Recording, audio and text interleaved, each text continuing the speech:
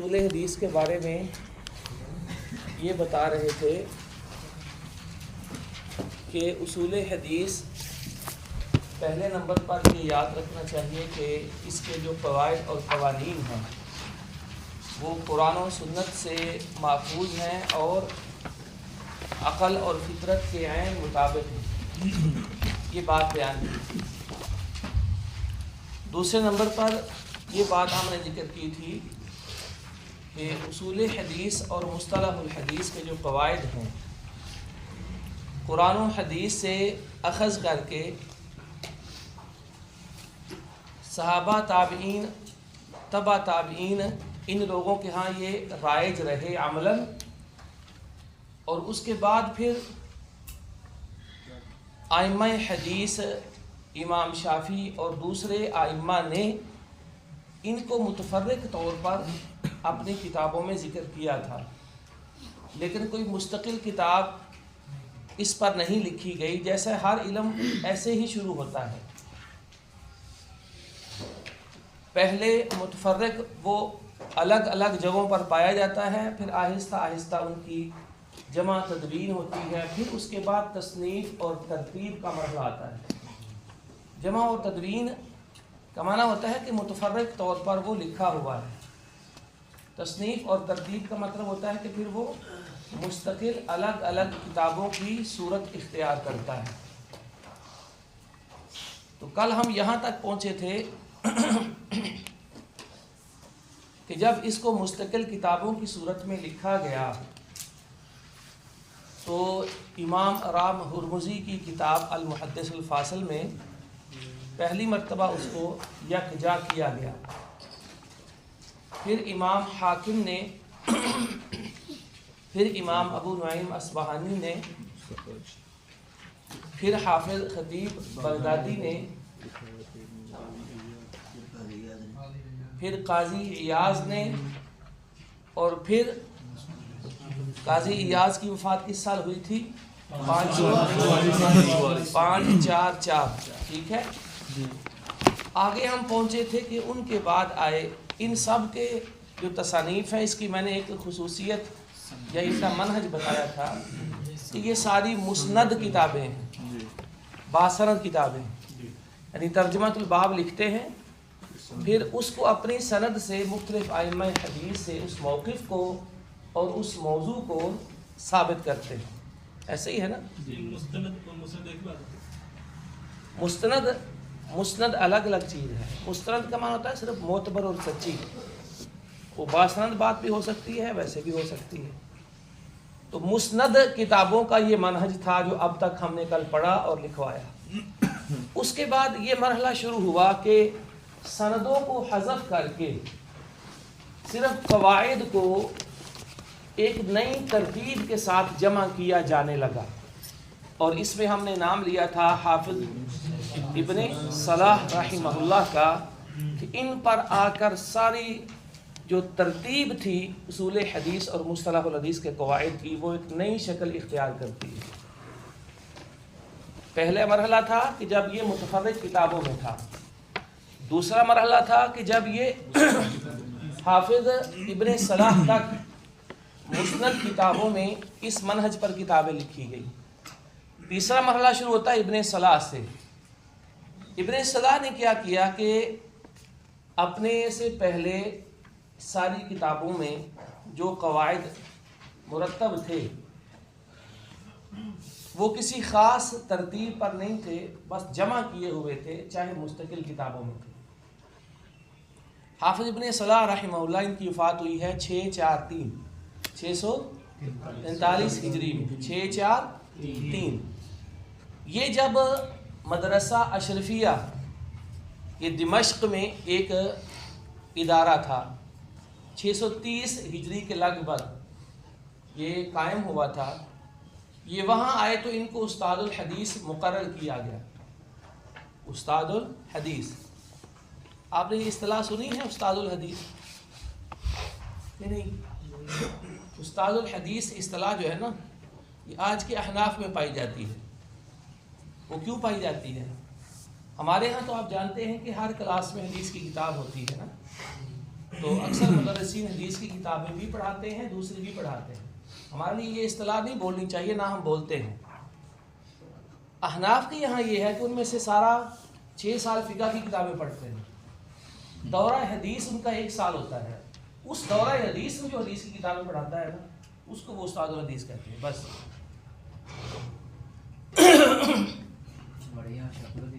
شیخ الحدیث ہمارے یہاں کہتے ہیں کہ جو بخاری پڑھا ہے، یہ ایک اصطلاح ہے، وغیرہ شیخ الحدیث کا معنی صرف حدیث کا ماہر استاد ہی ہوتا ہے. تو حافظ ابن صلاح جب مدرسہ اشرفیہ میں آئے اور ان کو حدیث کی تدریس کے لیے وہاں مقرر کیا گیا، اس دور میں تو ایسا نہیں تھا دورہ حدیث ہوتا ہو یا ایسے ہوتا ہو ویسے ہوتا ہو. شیخ الحدیث یہ تو بعد کی اصطلاحات ہے. تو حافظ ابن صلاح نے کیا کیا کہ بچوں کو حدیث پڑھانے سے پہلے یہ سوچا کہ ان کو اصول حدیث کے قواعد اور مصطلح الحدیث کے قوانین میں لکھوا دوں، تاکہ اس کے بعد یہ احادیث جو ہیں ان کی اصطلاحات ان کو پتہ ہوں اور ان کو آتی ہوں. سمجھ آئی ہے نا؟ تو حافظ ابن صلاح نے اپنی کتاب اس موقع پر بچوں کو املا کروائی تھی، زبانی لکھوائی تھی. وہ یہ کرتے تھے کہ روزانہ کچھ نہ کچھ اس کا حصہ آتے اور بچوں کو لکھواتے اور املا کرواتے اور وہ اس کو لکھتے تھے. املا کروانا کس کو کہتے ہیں؟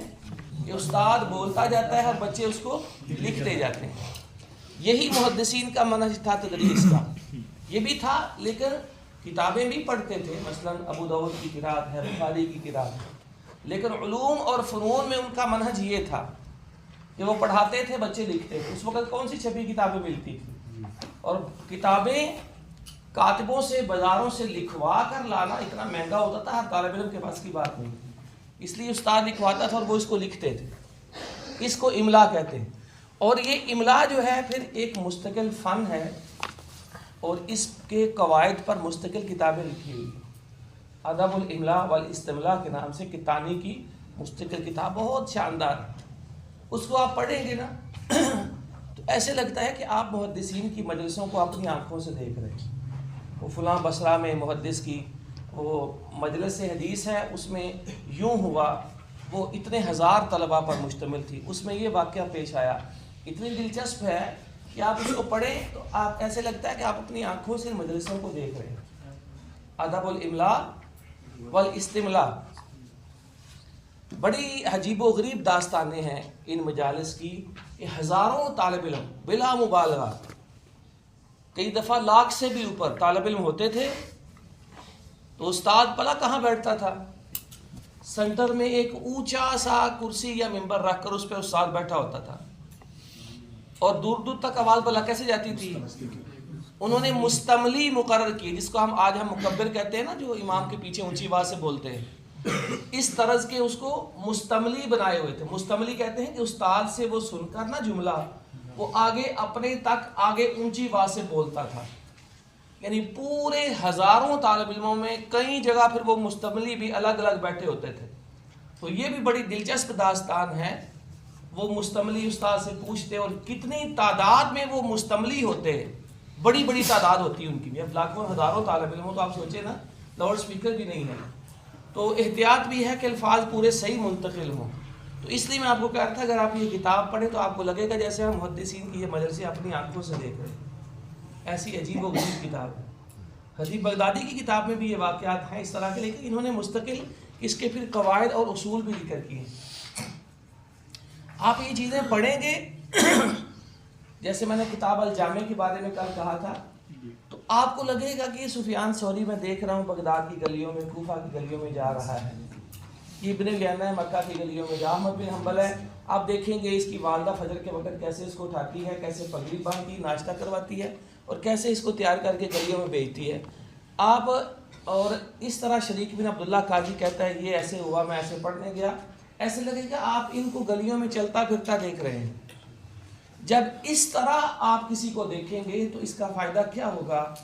آپ کے دل میں ایک لگن پیدا ہوگی کہ میں نے بھی ایسے ہی محنت کر کے پڑھنا ہے. یہ مشکلات جو ان کو آئی ہیں ایسے ہی مجھے آئیں گی تو میں نے گھبرانا نہیں ہے. تو اس طرح ان چیزوں کو پڑھنے سے انسان کے دل و دماغ میں یہ اتنا اثر ڈالتی ہیں کہ ایک تو شوق پیدا ہوتا ہے، دوسرا مشکلات سے انسان گھبراتا نہیں ہے، اور تیسرا پھر ان محدثین اور ان کے طریقے سے محبت پیدا ہوتی ہے۔ ایک عجیب و غریب واقعہ میں چھوٹا سا آپ کو سناتا ہوں، پتہ نہیں درس کہاں سے کہاں جا رہا ہے۔ حافظ ابن ابی حاتم رازی کہتے ہیں کہ ایک مرتبہ ہم غالباً مصر تھا یا کوئی اور ملک تھا، وہاں پڑھنے گئے، تو ہمارا کلاسوں کا ٹائم یہ تھا، اصل میں اس وقت ہوتا یہ تھا نا کہ ایک مدرسے میں یا ایک جگہ سارے اساتذہ جمع نہیں ہوتے تھے، الگ الگ فنون کے ماہرین یا الگ الگ محدثین اپنے گھروں میں، اپنی مساجد میں، اپنے اپنے مقررہ مقامات پر بیٹھے ہوئے طالب علم وہاں ان کے پاس جاتے تھے، اور یہ وقت اب آئے گا کہ آپ ڈھونڈیں گے کس فن کے ماہر استاد سے کہاں جا کر پڑھوں، تب علم آئے گا۔ اگر ایک ہی مدرسے میں رہیں گے تو بڑا مشکل ہے کہ بندہ کوئی ماہر عالم بن سکے۔ کہتے ہیں وہاں گئے تو ہمارا سارا دن اس طرح مصروف رہتا، ایک سبق ختم ہوا تو دوسرے کا وقت ہونے والا ہوتا، بھاگ کر دوسرے استاد کے پاس پہنچ جاتے، وہاں سے کلاس ختم ہوتی تو تیسرے کا وقت شروع ہوتا، فٹافٹ اس کی مجلس میں پہنچ جاتے۔ کہتے ہیں اس طرح ہمارا سارا دن مصروف رہتا۔ کہتے ایک دن ایک استاد کے پاس گئے، دیکھا وہ غائب ہے، آگے اس نے نہیں پڑھانا، واپس آ رہے تھے، بازار سے گزرے، وہاں دیکھا مچھلی بک رہی ہے، مچھلی فروخت ہو رہی ہے۔ ہمارا دل کیا کہ آج چلے فارغ ہیں، مچھلی کھاتے ہیں، بڑی دیر ہو گئی ہے، کوئی ہم نے اچھا کھانا نہیں کھایا ہے، کہتے ہیں مچھلی خرید لیتے ہیں۔ گھر پہنچتے ہیں تو دیکھتے ہیں کہ اگلے استاد کی کلاس کا ٹائم شروع ہو گیا ہے، مچھلی وہیں رکھتے ہیں، اگلے استاد کے پاس پہنچ جاتے ہیں۔ کہتے ہیں ہفتہ ایسے ہی گزر گیا، مچھلی وہیں رکھی ہے اور سارا دن ایسے ہی گزر جاتا ہے، رات کو تھکے ہارے آ کر سو جاتے ہیں۔ تو کہتے ہیں کتنے دنوں بعد خیال آیا کہ یہ مچھلی ضائع نہ ہو، پھر ہم نے ایسے ہی خراب حالت میں اس کو کھا لیا۔ یہ حافظ ابن ابی حاتم رازی نے اپنا واقعہ خود لکھا ہوا ہے۔ تو اس طرح کی چیزیں جب آپ پڑھیں گے تو آپ کے دماغ میں ایسا نقشہ بنے گا، یقین کیجیے گا کہ آپ کے اندر علم کی محبت بھی ہوگی، اور جو مشکلات آتی ہیں نا ہمارے راستوں میں، یہ مت سوچئے گا کہ کسی ایک مدرسے میں آتی ہیں دوسرے میں نہیں آتی ہیں، جس طرح کا مرضی مدرسہ ہو، یہ مشکلات، یہ مشقتیں، یہ صعوبتیں لازماً علم کے راستے میں آتی ہیں اور آنی چاہیے بھی، تاکہ جو کمزور لوگ ہیں، جو چھوٹے دل کے، چھوٹے دماغ کے لوگ ہیں، جو سست ہیں اور جو عیش و عشرت کے پسندیدہ اور شوقین ہیں، وہ اس راستے سے دور ہو جائیں، کیونکہ علم کا راستہ ہے بڑا عظمت کا راستہ اور عظیمت کا راستہ ہے۔ اس راستے پر آگے وہی چلنا چاہیے جس کے اندر واقعتاً کچھ برداشت کرنے کی اور کچھ ہمت ہونی چاہیے، کیونکہ اللہ تعالیٰ نے علم کو کیا قرار دیا ہے؟ قول ثقیل قرار دیا ہے۔ کیوں لقمان صاحب کس آیت میں؟ جی قولا ثقیلا، یعنی قول ثقیل ہے یہ علم جو ہے، یہ بزدلوں کا، کم ہمتوں کا، عیش پرستوں کا یہ شیوا نہیں ہے۔ اس لیے حافظ ابن اصلاح نے کتاب کے شروع میں لکھا ہوا ہے کہ علم حدیث یہ مردانہ علم ہے، مردوں میں جو زنانہ طبیعت لوگ ہیں وہ اس کو ہمیشہ ناپسند کرتے ہیں۔ ہم بات کہاں سے کر رہے تھے، کہاں تک پہنچ گئے ہیں؟ املا کروائی۔ ہاں، حافظ ابن اصلاح نے پھر روزانہ آتے کچھ قواعد لکھوا جاتے۔ اس کا طریقہ یہ ہوتا ہے نا کہ پھر استاد تیاری کر کے آتا ہے اس موضوع کی کتابوں سے۔ حافظ ابن اصلاح نے خطیب بغدادی کی کتابوں سے اور دیگر اپنے سابقہ علماء کی کتابوں سے وہ قواعد تیار کیے، سند حذف کی اور کچھ اضافے کیے، اس طرح وہ طلبہ کو لکھواتے تھے۔ اچھا، لکھواتے کیسے تھے؟ ان کا کتاب کا طریقہ کیا ہے کہ ایسے لکھواتے تھے: صحیح حدیث، عنوان یہ ہے، آگے صحیح حدیث کی تعریف، اس کی اقسام، اس کے بارے میں اس کے درجات، صحیح حدیث کن مصادر اور کتابوں میں ہے، صحیح حدیث کے بارے میں جو ایک مکمل مضمون ہے وہ طلبہ کو لکھواتے ہیں۔ یہ موضوع وار پڑھائی یہ محدثین کا منہج ہے۔ کتابوں کے ترجمے کرنا صرف یہ محدثین کا منہج نہیں ہے۔ فنون اس طرح پڑھتے تھے، موضوع وار پڑھتے تھے۔ اگلے دن آئے حسن حدیث، یہ قسم مکمل کی، پھر آئے ضعیف حدیث اور ضعیف کی اقسام مکمل کی، مرسل کی پوری تفصیل لکھوا دی، حسن کی تفصیل لکھوا دی۔ اس طرح یہ کتاب ہے، یہ جو اس کا نام ہے معرفت علوم الحدیث، بلکہ یہ کتاب جو ہے نا، یہ یہاں علوم الحدیث لکھا ہے لیکن معرفت انواع علوم الحدیث، اگر صحیح نام لیا جائے پورا تو اس کا یہ نام ہے معرفت انواع علوم الحدیث. کیوں؟ کیونکہ انہوں نے اپنی کتاب کو نا اس ترتیب پر لکھا ہے. مثال کے طور پر دیکھیے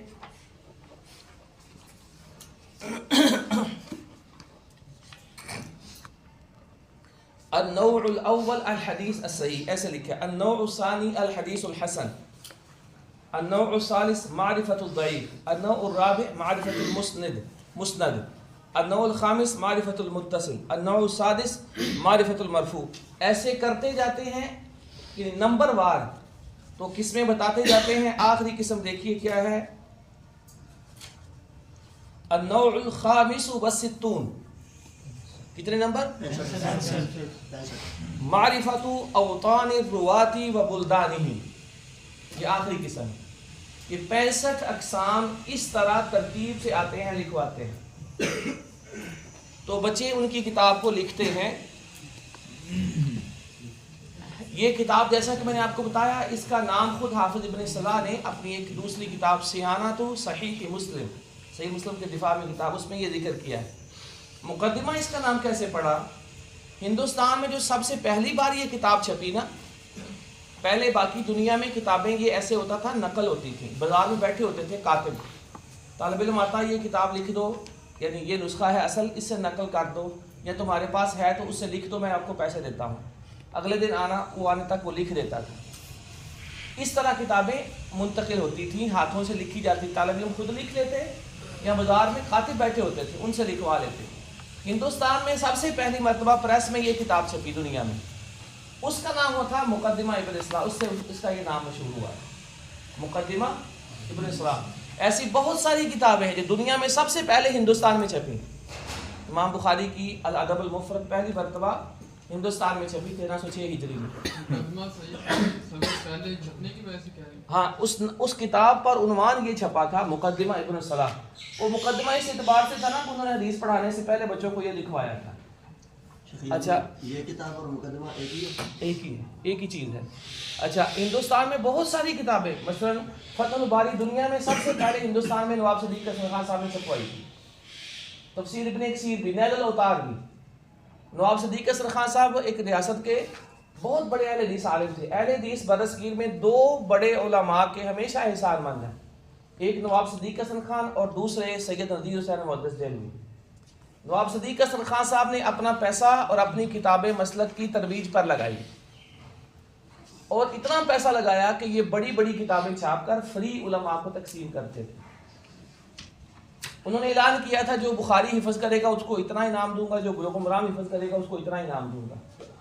جو مسلک کا دفاع کرتے تھے ان علماء کی وہ تنخواہیں لگایا کرتے تھے. مولانا سعید بنارسی کی 30 روپے ماہانہ وہ تنخواہ دیتے تھے، یہ مسلک کا دفاع کرتے تھے. اس بندے نے، یہ بہت بڑے عالم تھے، لیکن اتفاق ایسا ہوا کہ ایک ریاست میں ملازم ہوئے تو اس کی ملکہ نے، اس کا خامن فوت ہو گیا تھا، ان سے شادی کر لی. تو یہ بھی ریاست کے نواب بن گئے. تو پھر وہ سارا پیسہ انہوں نے دین اور مسلک کی اشاعت میں لگایا. خود اپنی ان کی 222 تصانیف ہیں، 222 تصانیف ہیں ہر موضوع پر. اور سید نذیر حسین محدث دہلوی دوسرے عالم ہیں، 62 سال انہوں نے دلی میں حدیث کا درس دیا ہے، حدیث پڑھائی ہے. انہوں نے تدریس اور تعلیم کے ذریعے سے مسلک کی اشاعت کی. تو یہ 2 بندے ہیں جنہوں نے برصغیر میں مسلک اہل حدیث کی اشاعت کی ہے اور اس کی بنیادیں مضبوط کی. اچھا یہ کتاب مقدمہ ابن صلاح جب آئی، لکھی گئی،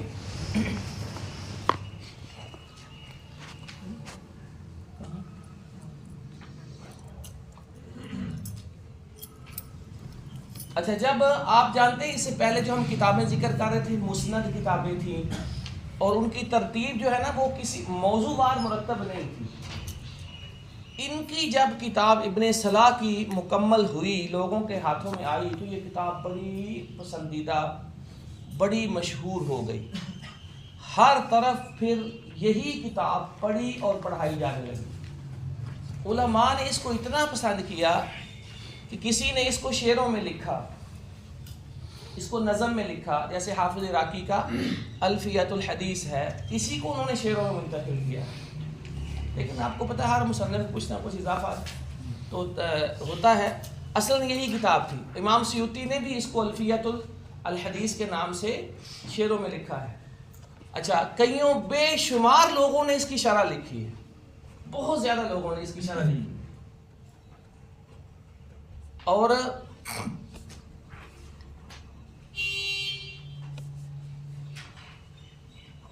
اسی طرح کئی لوگ ہیں کہ جنہوں نے اس کا اختصار لکھا ہے. یعنی یہ کام کیا بتاتے ہیں, کسی بھی چیز کی مقبولیت پر دلالت کرتے ہیں. علماء جب کسی کا اہتمام کرتے ہیں کیسے پتہ چلتا ہے؟ تدریس سے پتہ چلتا ہے کہ علماء اس کی تدریس کرتے ہیں, اس کی شرح کرتے ہیں. اسی سے پتہ چلتا ہے کہ علماء کے یہاں اس کا اہتمام اور مقبولیت کیا ہے. اچھا بہت سارے لوگوں نے پھر اس کا اختصار لکھا. آپ جانتی ہیں اختصار علوم الحدیث ابن کثیر کا ہے, اور امام نووی کی جو کتاب ہے ارشاد طلاب الحقائق اور التقریب والتیسیر, یہ دونوں اس کے اختصار پر مبنی ہیں. حافظ ابن دقیق العید ہے, ان کی کتاب ہے الاقتراح, قاف نقطوں والا اور تا بھی نقطوں والا, الاقتراح, وہ بھی اس کے اصلاً اختصار پر ہی مبنی ہے. تو بہت سارے علماء نے پھر اس پر اعتراضات بھی کیے, نقد بھی کیا. اس میں حافظ مغل طائی ہیں, مغل طائی توئی کے ساتھ, ان کی کتاب ہے اصلاح کتاب ابن الصلاح, اصلاح کتاب ابن الصلاح. اور پھر بڑے علماء جنہوں نے اس کا دفاع کیا, اس کے دفاع میں کتابیں لکھی, ان میں ایک حافظ ابن حجر ہیں جنہوں نے النکت علی مقدمت ابن الصلاح, اس میں جو اعتراضات تھے انہوں نے وہ ان کا جواب دیا. یعنی میں آپ کو بتانا یہ چاہتا ہوں کہ جب یہ کتاب منظر عام پر آئی تو سارا رخ ہی بدل گیا اور ساری توجہ ہی اس طرف ہو گئی, اور سیدھا سیدھا اقسام ہوتی تھی, ان کی تعریفات ہوتی تھی, بچے پڑھتے تھے, سمجھ لیتے تھے. تو ہر طرف شرح ہے, تدریس ہے, اختصار ہے, نظم ہے, اسی کو پڑھا جاتا ہے, اسی کو حفظ کیا جاتا ہے. اندازہ کریں پھر کیسی تبدیلی آئی. یہ میں کہہ رہا تھا نا کہ جب یہ کتاب آئی پھر سب کچھ ہی رخ ہی بدل گیا. التقریر والایضاح جو ہے یہ ابن صلاح کی کتاب پر حافظ عراقی جو ہیں ان کا یوں سمجھ لیں کہ مختصر نوٹس ہیں. اس کا نام ہے, نام غور کریں گے, التقیید والایضاح لما اغلق وابہم من کتاب ابن صلاح. ان میں جو مغلق اور مبہم باتیں ہیں ان کی حافظ عراقی نے شرح کی ہے. تو یہ یوں سمجھ لیں کہ نکت ہے حافظ عراقی کی اس کتاب کے اوپر. وہ بھی ہیں, وہ بھی ہوتے ہیں, بالکل ہوتے ہیں. اچھا النکت ابن حجر جو ہے اس میں 3 علماء کے اعتراضات, مناقشے اور دلائل ہیں. مثلا حافظ ابن صلاح پر عراقی نے کیا کہا, اس کے جواب میں ابن حجر نے کیا کیا, یا اس مسئلے میں ابن حجر کا کیا موقف ہے. یہ تینوں لوگوں کے اس میں ساری آراء کے جو ہے نا مناقشے اور مباحث ہیں. تو اب آپ کو سمجھ آئی کہ اس کتاب کی اہمیت کیا ہے. اسی وجہ سے یہ کتاب جب ہم پڑھتے تھے تو ہمارے دور میں بھی آخری بخاری کلاس کے یہ کلاس میں شامل ہوتی تھی. مقدمہ ابن صلاح جو شرح نخبہ ہے یہ ہمارے دور میں 4تھی یا 5ویں کلاس میں پڑھاتے تھے. تو آج ساتھ آپ کو پتہ ہے پھر علم کی تنزلی ہوتی ہوئی اور وفاق المدارس کا غلبہ اور زور ہوتا گیا. تو یہ علم کی جو ہے نا یہ تنزلی ہے کہ یہ چیزیں ساری اہم جو ہیں وہ خارج ہو گئی.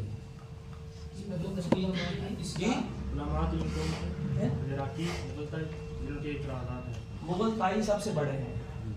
حافظ عراقی وغیرہ انہوں نے کچھ زیادہ نہیں نقد کیا. مغل طائی کی کتاب ہے اصلاح کتاب ابن الصلاح. پھر بہت سارے لوگوں نے ان کے جواب میں بھی کتابیں لکھی ہیں. النکت, ان کی کتاب النکت ہے, وہ پوائنٹس ہیں. النکت جو ہے نا کتاب وہ پوائنٹس ہیں بس. انہوں نے مختلف مباحث پر, عناوین پر مختلف پوائنٹ تھے وہ نوٹ کیے ہیں اور درج کیے ہیں, لیکن وہ کتاب مکمل نہیں ہے یہاں پر دنیا میں. اچھا یہ کتاب جب ابن صلاح آئے, اچھا یہ ابن صلاح کی کتاب پر زور اسی طرح رہتا ہے, یعنی 643 ہجری میں ان کی وفات ہے. ظاہر سے پہلے لکھی گئی نا. حافظ ابن حجر کی آمد تک اسی کتاب کا غلغلہ ہے, اسی کتاب پر زور ہے. یہی کتاب ہر طرف پڑھی جاتی ہے, پڑھائی جاتی ہے. لیکن اس میں آپ جانتے ہیں کہ جب بندہ کوئی چیز زبانی لکھواتا ہے تو اس طرح سے ترتیب نہیں بنتی ہے ہر شے کی جس طرح بندہ لکھتا ہے تو بنتی ہے کہ نہیں فرق. تو یہی اس کتاب میں بھی مسئلہ تھا کہ کوئی سند کے مباحث ہیں تو وہ الگ اپنی جگہ ہے, کوئی متن کے مباحث ہیں تو وہ الگ اپنی جگہ ہیں، چاہے ان میں تھوڑی بہت مشابہت اور آپس کا تعلق بھی ہو۔ تو چونکہ یہ کتاب زبانی لکھوائی تھی، اس لیے اس میں تھوڑا بہت ترتیب کا مسئلہ تھا۔ یہ حافظ ابن حجر نے لکھا ہے اپنی کتاب شرح مفرد الذکر کے آغاز میں۔ اچھا، جب حافظ ابن حجر آتے ہیں، کل ہم نے بتایا تھا ان کی ولادت کا ہوئی ہے 773 اور آپ کو یہ بھی بتایا تھا کہ وہ یہ کتاب نخبۃ الفکر کس سال لکھتے ہیں؟ 812 ابن حجر آتے ہیں تو ان سے بھی درخواست کی جاتی ہے، ظاہر ہے ایک فن میں اتنا بندہ اونچے مقام پر ہے تو ہر فن کا جو متخصص ہوتا ہے نا، یاد رکھیے گا، وہ پڑھتا پچھلے اساتذہ سے ہے لیکن پورا فن اس کی انگلیوں پر ہوتا ہے، ماہر اس کو کہتے ہیں، اور یہ بندہ زیادہ فنون میں نہیں ہو سکتا، یاد رکھیے گا۔ متخصص کیا ہے کہ پورا فن وہ ایسے گر سکتا ہے، اتنا وہ اس میں ماہر ہوتا ہے، اتنی اس میں اس فن کے اندر تخصص کی اہلیت ہوتی ہے۔ پڑھتا بے شک وہ پہلوں سے ہے، کتابوں سے، اساتذہ سے، لیکن ہر فن کا جو ماہر ہے اس فن کو اس کے پڑھانے کی، سمجھانے کی اور اپنے ذہن میں نا ایک مستقل اپنی ہی ترتیب ہوتی ہے، کیونکہ ظاہر ہے اللہ تعالیٰ نے ہر بندے کو الگ الگ دماغ دیا ہے، صلاحیتیں دی ہیں، سوچنے سمجھنے کی قوتیں دی ہیں۔ اچھا، ابن حجر کو کہا جاتا ہے کہ آپ بھی اس موضوع پر کتاب لکھیں، تو جیسا کہ انہوں نے بتایا کہ مجھ سے پہلے بھی اس میں دونوں طرح کی کتابیں تھیں، مختصر بھی تھی اور اور ان سے پہلے جتنی بھی کتابیں تھیں نا، مختصر یا مفصل، وہ ساری کی ساری مقدمہ ابن صلاح پر مبنی تھی۔ انہوں نے کہا اچھا ٹھیک ہے، اور جنہوں نے، اب ہم اپنے مقدمے کی طرف آتے ہیں، فسألنی شمس الدین محمد بن محمد الزرکشی، یہ تھے جنہوں نے ان سے سوال کیا، ان کے ساتھی تھے شمس الدین الزرکشی، نام ہے محمد بن محمد۔ شمس الدین الزرکشی نے یہ ان سے کہا تھا، متن کا بھی اور شرح دونوں کا انہوں نے، شمس الدین الزرکشی تھے جنہوں نے ابن حجر سے کہا کہ آپ بھی اب اس موضوع پر کتاب لکھیں۔ ابن حجر شمس الدین محمد بن محمد الزرکشی، ابن حجر کہتے ہیں کہ پھر میں نے کتاب لکھی۔ پہلے انہوں نے جو ان کے ذہن میں سارا علم تھا مصطلح الحدیث کا، اس کو عقلی تقسیم کے مطابق، عقلی تقسیم کے مطابق اس طرح لکھا کہ جو باہم کچھ متفق اقسام تھیں اور پھر ان میں جیسے جتنا فرق تھا اس ترتیب پر کتاب بنائی کہ یا تو بات یوں ہوتی ہے یا بات یوں ہوتی ہے، ٹھیک ہے۔ اس کو لف و نشر مرتب بھی کہتے ہیں کہ پہلے ایک جیسی چیزوں کو اکٹھا ذکر کرنا، پھر ساتھ ہی آگے ان دونوں کی تفصیل اور ان کا فرق بتانا۔ یہ قرآن میں بھی ہے، فَأَمَّا فَمِنْهُمْ شَقِيٌّ وَسَعِيدٌ فَأَمَّا الَّذِينَ شَقُوا، آگے وَأَمَّا الَّذِينَ سُعِدُوا، یہاں لف نشر مرتب ہے، کیسے؟ شقی پہلے تھا، سعید بعد میں تھا۔ آگے تفصیل میں بھی شقو پہلے ہے اور سعیدو بعد میں ہے، اس کو لف نشر مرتب کہتے ہیں۔ اور لف نشر غیر مرتب بھی ہوتا ہے، کیسے؟ وہ چوتھے پارے میں آتا ہے نا، یوم تبیض وجوہ وتسود وجوہ، یہاں پہلے کیا ہے؟ تبیض اور بعد میں کیا ہے؟ تسود، لیکن آگے جب تفسیر ہے فَأَمَّا الَّذِينَ اسْوَدَّتْ وُجُوهُهُمْ، یہ ہے کہ جو پہلے دو اقسام تھی وہ اس ترتیب سے آگے نہیں آئی، دوسری کی تفسیر پہلے آ گئی، پہلے نمبر والی کی بعد میں چلی گئی۔ لف نشر مرتب کیا ہوتا ہے کہ دو چیزیں باہم ملتی جلتی ہیں، دو بتا کر آگے پھر دونوں کی تفصیل بتانا کہ دونوں میں اتفاق کتنا ہے اور اختلاف کتنا ہے۔ لف نشر مرتب یہ مشکل لگتا ہے، میں بہت بچتا ہوں، کئی بھائی ہیں ان کے لیے خاص طور پر جو دوسری تیسری کلاس میں ہوتا ہے نا، چیزیں کچھ مشکل ہوتی ہیں، گھبرانا نہیں ہے، جو یاد رہ کیا رہ گیا، جو نہ رہا تو کوئی بات نہیں، اصل تو وہ جو کتاب میں لکھا ہے ترجمہ بس یاد ہے۔ क्योंकि तर्जुमा क्लास जब तक ना बने बच्चा समझता है मैंने तो कुछ पढ़ा ही। तो ये कहते हैं फिर बातें तो बड़ी की है, दौरे में पढ़ा ज़्यादा कुछ नहीं। तो हाफिज इब्न हजर की अकली तकसीम के मुताबिक उन्होंने किताब लिखी। अकली तकसीम क्या है कि यहाँ तो बात यूँ है, यहाँ बात यूँ है, तो इस तरह जैसे 2 जमा 2 4 होता है ना, इस तरतीब पर उन्होंने ये किताब लिखी। और खुद हाफिज इब्न हजर का दावा है कि अला तरतीब इब्तकरतुहु, ऐसी तरतीब पर मैंने किताब लिखी जो मैंने खुद इजाद की। आपने पढ़ा होगा जिन्होंने ये किताब, तो वो कहते हैं इब्न हजर जो इसकी शरह खुद लिखी ना उन्होंने, उसमें ये कहते हैं कि फिर मैंने जब जिस मुझसे कहा गया तो सोच समझकर उस तरतीब पर किताब लिखी जो मैंने खुद इजाद की। अभी जब किताब शुरू करेंगे तो आपको दिखाएंगे किस तरह अकली तकसीम और मंतकी तरतीब पर उन्होंने किताब लिखी। यानी पहले मैंने इब्न इस्लाह का तारुफ इसलिए करवाया था कि उनकी तरतीब आपको समझ में आए, बिल्कुल सीधी सीधी तरतीब। हदीस की किस्म है उसकी शरह है, फिर अगली किस्म है उसकी शरह है, फिर अगली किस्म उसकी शरह, और सारे उलमा भी उसी तरतीब और किताब के मुताबिक पढ़ाते। इब्न हजर आते हैं तो एक नई तरतीब शुरू करते हैं, नई अकली मंतकी तरतीब और तकसीम के साथ उसूल हदीस को मुरतब करते हैं और कहते हैं कि मैंने खुद ये तरतीब इजाद की। इस तरह पर मैं जोर दे रहा हूँ, एक मैंने बात करनी है इसलिए आपको कह रहा हूँ।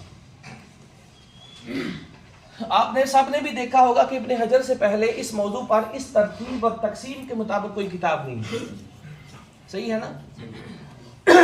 और इब्न हजर का दावा भी है कि मैंने ये तरतीब इजाद की है और मैंने ही इसको शुरू किया है, यानी गौर व फिक्र और करके और सोच समझ कर मैंने ये किताब लिखी है।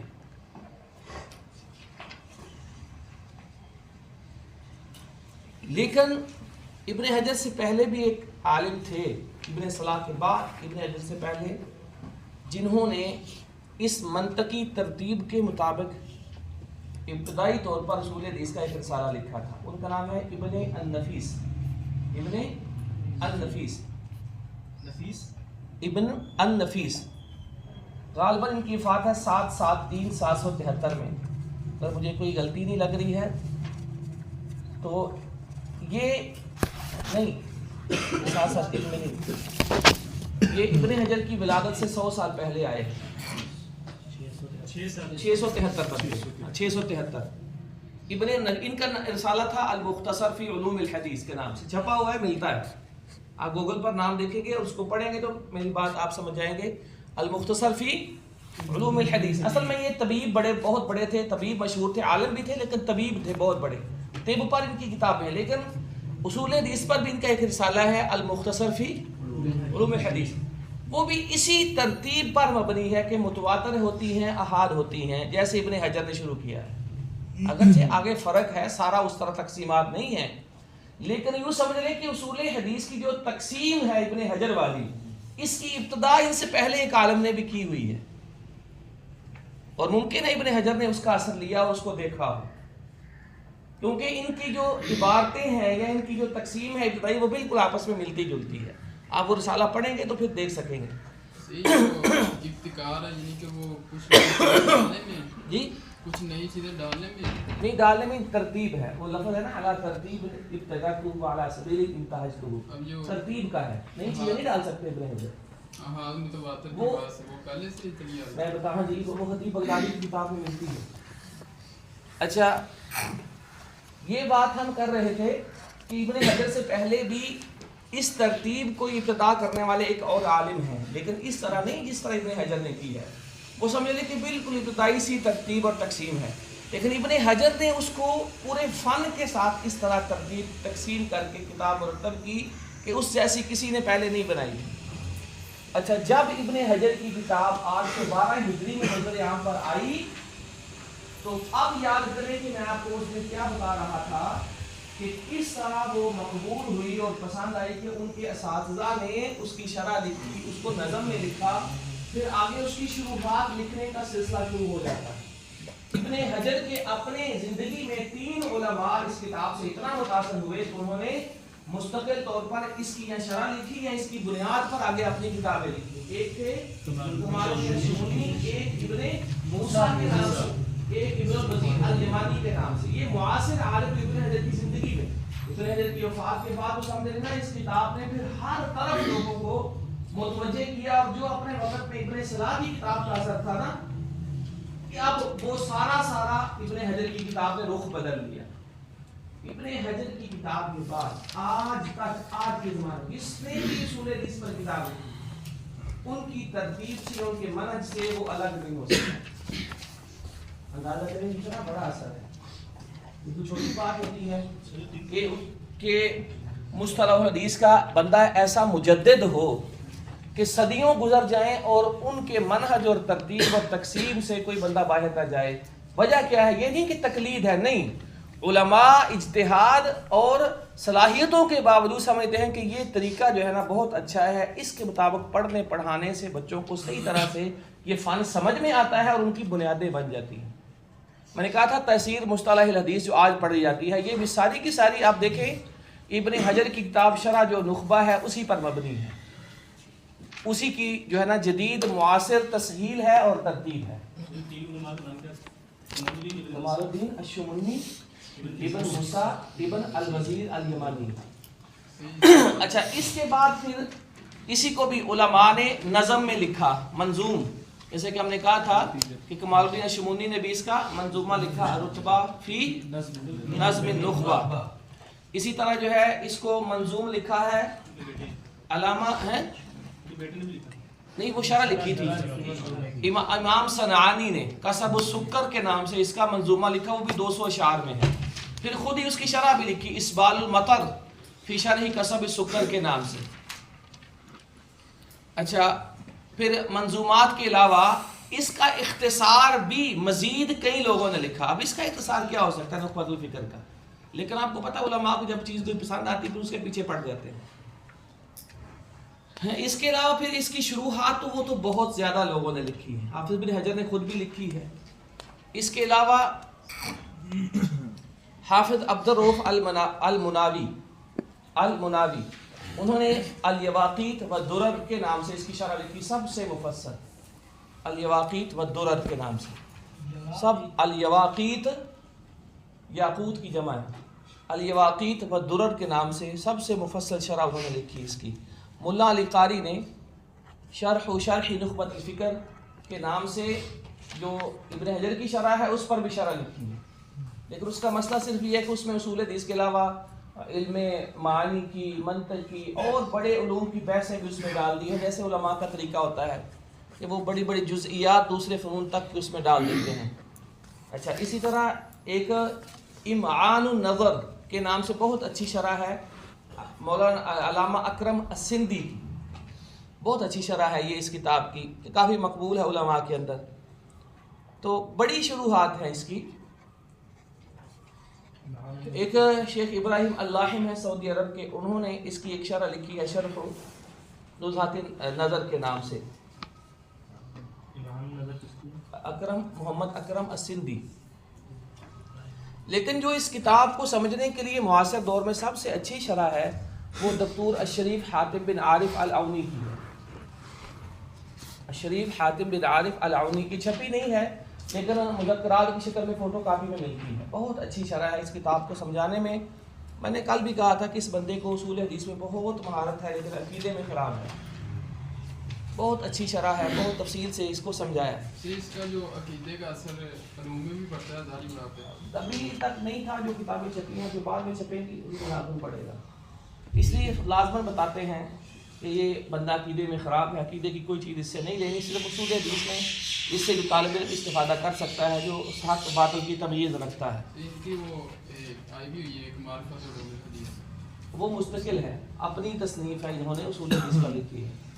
اچھا، یہ تھا ابن حجر کی کتاب کے حوالے سے کچھ باتیں جو اب ہم پڑھ رہے ہیں کہ جس کو پڑھنے والے ہیں۔ شرح النظر کے نام سے جو شرح آپ نے بتائی تھی، ابراہیم اللاحم بہت ماہر ہیں، بہت اچھے منہج والے ہیں، اصول حدیث پر ان کی کئی کتابیں ہیں اور بہت اچھا لکھتے ہیں، ان سے استفادہ کرنا چاہیے، بہت ماہر ہیں، بہت فائدہ ہوتا ہے۔ نزہۃ پر اعتراض بھی کوئی ہوا کہ نزہۃ النظر پر جو اعتراضات تھے وہ حافظ ابن حجر کی زندگی میں شروع ہو گئے تھے۔ کیسے؟ حافظ ابن حجر کے کچھ شاگرد تھے، انہوں نے جب اس کتاب کو پڑھا تو وہ بھی بہت بڑے عالم تھے، انہوں نے ابن حجر کے سامنے ہی اس پر اعتراضات کیے، پھر ابن حجر سے جواب بھی لیے، اور وہ جواب اور سوال لکھے ہوئے ہیں۔ ان میں سے ایک تھے علامہ قاسم بن قطلوبغا حنفی تھے، ان کا حاشیہ نزہۃ النظر پر چھپا ہوا ہے۔ حاشیہ وہ کیا ہے؟ وہ یہی ہے، ابن حجر سے سوال کیا، انہوں نے جواب دیا، یا اپنا کوئی مسئلہ وضاحت کی، یا اپنا کوئی اعتراض پیش کیا، ایک یہ تھے۔ اسی طرح ایک تھے ابن ابی شریف، حاشیہ ابن ابی شریف اسی طرح کا چھپا ہوا ہے، اور اس میں ابن حجر کے اپنے جوابات ہیں اپنی کتاب کے دفاع میں جو اور کہیں نہیں ملتے۔ تو یہ اعتراضات ایسے تھے کہ ابن حجر سے کچھ جواب ہیں، لیکن کچھ ان کے اپنے اعتراضات تھے جو انہوں نے پھر اس میں لکھے ہیں، اور کچھ حاشیے میں چیزوں کی وضاحت بھی کی ہے۔ اس لحاظ سے وہ کتابیں بڑی مفید ہیں کہ خود اس میں ابن حجر کا اپنا موقف ملتا ہے جو اپنی کتاب پر اعتراض کے جواب میں دیتے ہیں، اور کہیں نہیں وہ ملتا ہے۔ لیکن ملا علی قاری نے ایسے کئی چیزیں حاشیے جو تھے نا یہ اعتراضات والے اور ابن حجر کے جواب وہ اپنی شرح میں شامل کر دی ہیں، لیکن یہ الگ الگ بھی چھپے ہوئے ہیں۔ حاشیہ ابن قطلوبغا، حاشیہ ابن ابی شریف، ایک اور عالم تھے میرے نام سے نکل گیا ان کا۔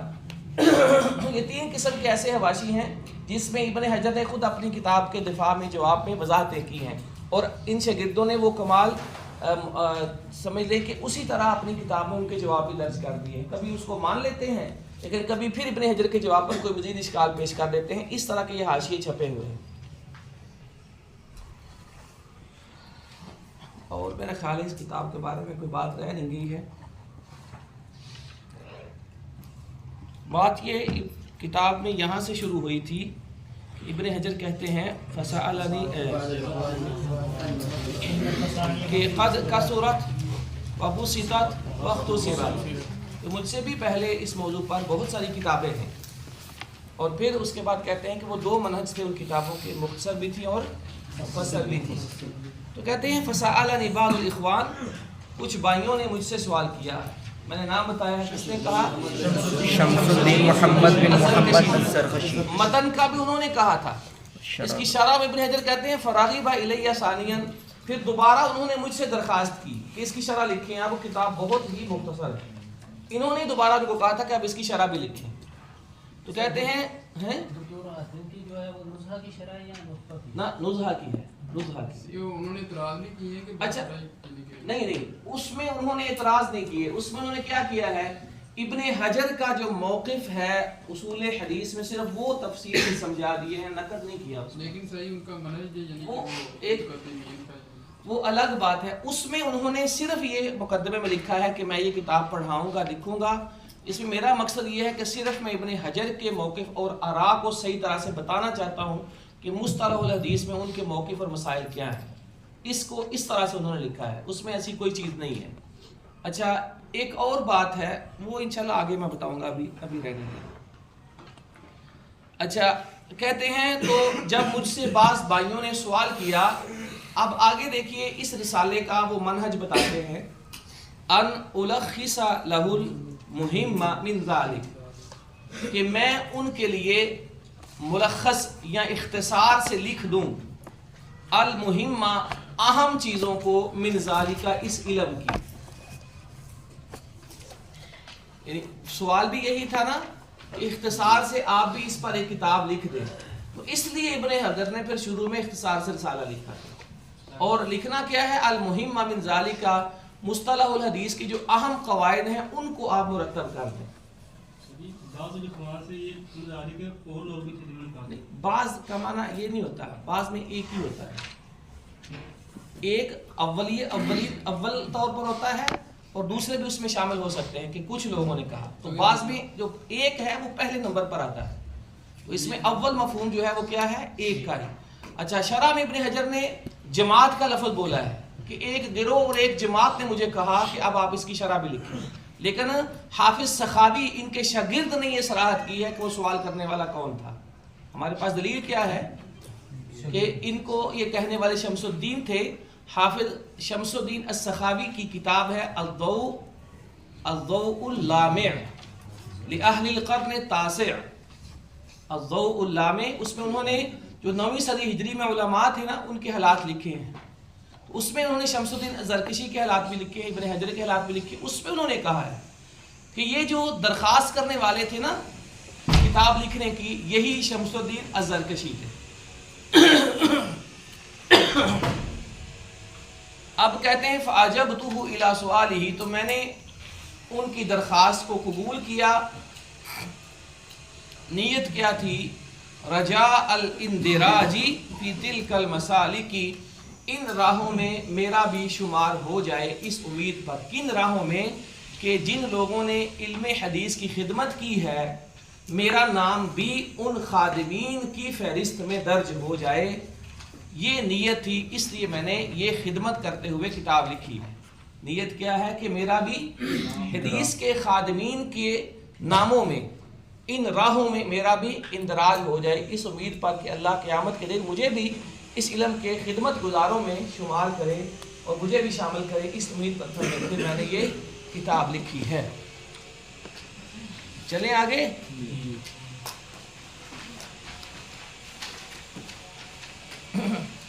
فَأَقُولُ، تو میں کہتا ہوں. ابن حجر اب یہ کتاب شروع کرنے لگے ہیں. کتاب شروع کرنے سے پہلے میں آپ کو پہلا صفحہ میں سے آرام سے زبانی سمجھاتا ہوں، انشاءاللہ پھر کتاب آسانی سے سمجھ میں آ جائے گی. دیکھیں ابن حجر کہتے ہیں، یہ ابن حجر کو چھوڑیں، ویسے ہم بات کرتے ہیں پہلے کہ دنیا میں کوئی چیز جو ہے نا وہ دو طرح سے ثابت ہوتی ہے. یا تو آپ نے وہ سنی ہوتی ہے کسی سے، یا اپنی آنکھوں سے دیکھی ہوتی ہے. خبر ہے یا مشاہدہ ہے، ایسی ہے نا. کوئی بھی چیز ہے اس کی حقیقت، اس کی صداقت آپ کیسے جانتے ہیں؟ یا تو آپ نے پہلے کسی سے سنا ہے، وہ پرانی بات ہے، تو وہ خبر آپ تک پہنچی ہے مختلف انسانوں سے، مختلف ذرائع سے، یہی بات ہے. یا وہ چیز ایسی ہے کہ آپ نے اپنی آنکھوں سے دیکھی ہے، مشاہدہ ہے. انسان کے پاس یہی دو چیزیں ہیں جو کسی بات کو ثابت کرتی ہیں. اب ہم مشاہدہ تو نہیں کر سکتے نا پرانی اخبار کا، احادیث کا، کیونکہ ہم قرن نبوی میں موجود نہیں تھے اور پرانے زمانے میں ہم نہیں تھے. مشاہدے والی بات تو ختم ہوگی. اب ایک ہی طریقہ رہ گیا، خبر اور نقل کا، بس ایک ہی ذریعہ ہمارے پاس رہ گیا. اچھا، خبر اور نقل جو ہم تک آتی ہے وہ کس طرح آتی ہے؟ اب اس کی آپ 4 قسمیں بنا لیں سمجھنے کے لیے. بس کیسے وہ خبر آئے گی آپ تک؟ یا تو بہت زیادہ لوگ اس کو بیان کرتے ہیں، اتنے کہ بس سمجھنے کی شمار ہی نہیں. جیسے جس نے ابھی تک، آپ میں سے کئی ہوں گے جو ابھی تک مکہ مکرمہ نہیں جا سکے، ہے نا؟ کون کون آپ میں سے گیا ہے؟ پہلے وہ اچھا رہتا ہے کیونکہ وہ کام ہوں گے. کوئی بھی نہیں، آپ گئے. چلیں، زیادہ نہیں گئے ہیں اس لیے بات مزید آسان ہو گئی. آپ میں سے کسی نے مکہ مکرمہ میں اپنی آنکھوں سے خانہ کعبہ نہیں دیکھا، لیکن آپ تک خبر کے ذریعے منتقل ہو کر آتا رہا ہے کہ مکہ میں خانہ کعبہ ہے. خبر سے آیا ہے جی. کتنی بڑی تعداد ہے یہ بتانے والی کہ مکہ میں خانہ کعبہ موجود ہے. کیا آپ کے بس میں ہے کہ اس کو جھٹلا سکے کہ نہیں غلط ہے، مکہ میں کوئی خانہ کعبہ نہیں ہے؟ آپ چاہیں بھی تو نہیں جھٹلا سکتے. اور اب یہ ایک اتنی تعداد ہے، ٹھیک ہے، کہ بڑی تعداد میں کوئی خبر آتی ہے. ایک یہ قسم ہے. دوسرا یہ ہے کہ تعداد محدود ہے، گن سکتے ہیں خبر دینے والے کتنے ہیں. یہ دوسری قسم ہے. یا تو وہ خبر دینے والے کیا ہیں؟ محدود ہیں. مثال کے طور پر کہ فیصلہ آباد ہے، وہاں جو ہے نہیں وہ تو متواتر میں چلے جائے گا. فیصلہ آباد میں یوں سمجھ لیں کہ مولانا ارشاد العصری صاحب آج اپنے گھر سے نکلے تھے، ان کا نام نہیں لینا چاہیے، کہ آج فیصلہ آباد میں فلاں بندہ اپنے گھر سے نکلا تھا اور اس کے ساتھ یہ حادثہ پیش آیا. آپ کو ظاہر ہے نہ یہ میڈیا کی خبر بنے گی نہ اخبار کی خبر بنے گی. کوئی بندہ فیصلہ آباد سے آتا ہے، آ کر آپ کو بتاتا ہے. وہاں سے بتانے والے محدود ہی ہوں گے. جب میڈیا پر نہیں خبر آتی ہے، محدود ہوں گے. اس طرح کی بات ہے، ٹھیک ہے. یا تو وہ بتانے والے غیر محدود ہیں یا وہ بتانے والے محدود ہیں. خبر ہمیشہ یہی ہوتا ہے. ہو گئی دو خبریں. اب یہ لفظ میں ابھی کوئی اصطلاحی نہیں بول رہا کہ آپ سمجھ جائیں گے کہ میں اصطلاحی لفظ بول رہا ہوں کہ اچھا یہ تو وہی ہونا ہے جو پہلے کی کتابوں میں پڑھ کے سمجھ میں آئے گا نہیں آیا. میں اصطلاحی لفظ جان پوچھ کر اچھا ہم یہ بتا رہے تھے کہ دیکھیں کوئی خبر دنیا میں آئے گی آپ کو بتانے والے یا تو لا محدود ہوں گے یا محدود ہوں گے. اب میں اصطلاحی لفظ بولنے لگا ہوں ذرا تیار ہے سمجھنے کے لیے. جو بہت بڑی تعداد بتاتی ہے نا لا محدود جس کو کہتے ہیں اس کو ہی متواتر کہتے ہیں. سمجھ آیا ہے لفظ؟ مشکل تو نہیں لگا؟ جو محدود تعداد بتائے گی کہ تعداد بتانے والوں کی گنی جا سکے کہ مجھے 4 نے بتایا ہے کہ 6 نے بتایا ہے 2 نے بتایا ہے 1 نے بتایا ہے. یہ جو بتانے والوں کی تعداد محدود ہے گنی جا سکے اس کو آحاد کہتے ہیں. کیا کہتے ہیں؟ آحاد. اب آپ سمجھ لیں کہ ایک ہے خبر متواتر اور ایک ہے خبر آحاد. بس یہی چیز ہے جو کئیوں کو پتہ نہیں کتنی مشکل لگتی ہوگی اس سے پہلے.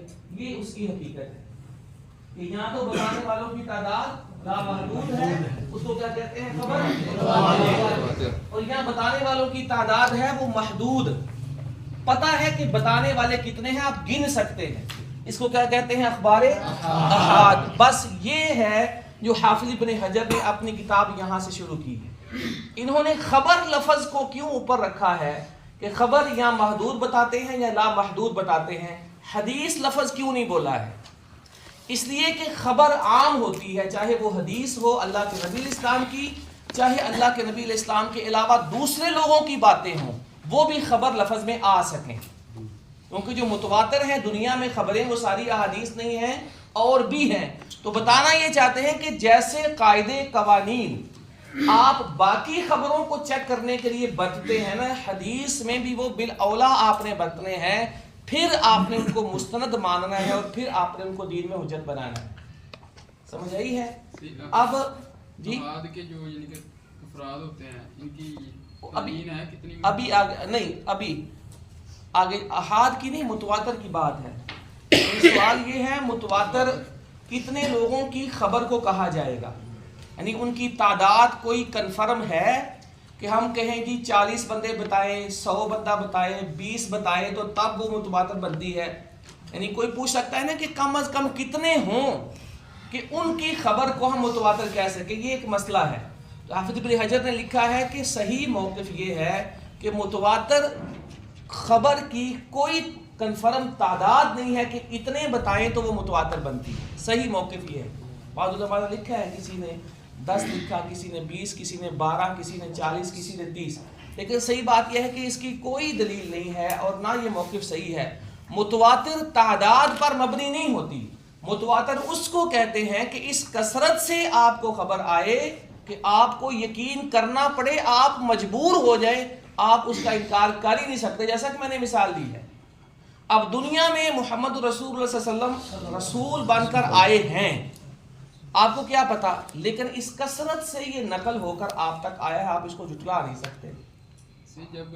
اور مکہ میں خانہ کعبہ موجود ہے ان میں سے جی صرف ایک بندے نے دیکھا ہے خانہ کعبہ وہاں عمرہ کرنے گیا ہے باقی 60 کے 60 بندے انہوں نے دیکھا نہیں لیکن آپ میں سے کوئی ہے جو کہہ سکے کہ مکہ میں خانہ کعبہ نہیں. اس کثرت سے یہ خبر آئی ہے آپ تک کہ آپ خود مجبور ہیں چاہیں بھی تو اس کا انکار نہیں کر سکتے. یہ ہوتا ہے متواتر. سمجھ آئی ہے؟ آپ کیا کہہ رہے تھے؟ جب خبریں ہاتھ کی مشہور ہے اس کا تعین کر دیں گے تو اس کا تعین کر دیں گے 10 پر بولا ہے نہیں اس کا بھی نہیں تعین ہے. ہم اس پر آئیں گے احاد میں اس کی تقسیم پر اس کا بھی تعین نہیں ہے کہ اس کی کم تو ہے زیادہ کا نہیں ہے. متواتر کی معرفت کیسے ہوگی؟ متواتر کی معرفت کیسے ہوگی؟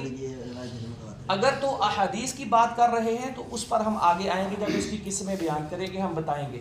ابھی ہم صرف ایک عقلی طور پر آپ کے فہم میں یہ بات ڈال رہے ہیں کہ یہ متواتر اور احاد ہوتی کیا ہے کہتے کس کو ہیں. ابھی ہم متواتر کی قسموں میں بھی آئیں گے اور احاد کی قسموں میں بھی آئیں گے پھر انشاءاللہ اس پر تفصیل سے بات کریں گے.